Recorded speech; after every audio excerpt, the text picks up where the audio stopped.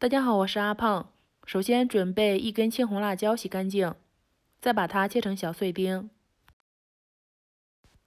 再准备一块鸡胸肉，洗干净，先切片，再用刀剁成末。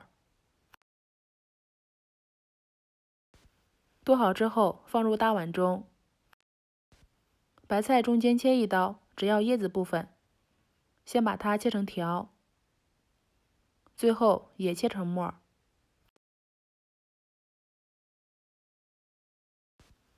接下来准备一个鸡蛋搅散，搅散后直接倒入白菜里面。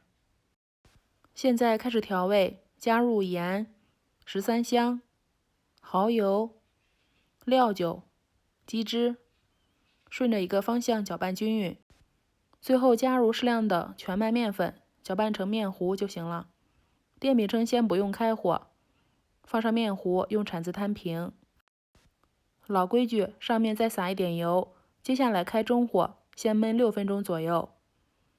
6分钟之后像这个样子，上面再淋入一个鸡蛋液，把鸡蛋液抹平，再撒上葱花、芝麻，点缀一下。合上电饼铛的盖子，再烙2分钟。像这样按压回弹，说明就熟了。借助一个盘子出锅。吃的时候可以把它分成小块。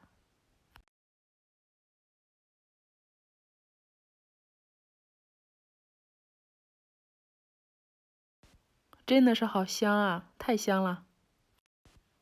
这样做的懒人早餐饼，有菜有肉，又有全麦面粉，真的是营养又健康，吃多了也不长肉。做法非常简单，值得一试哦。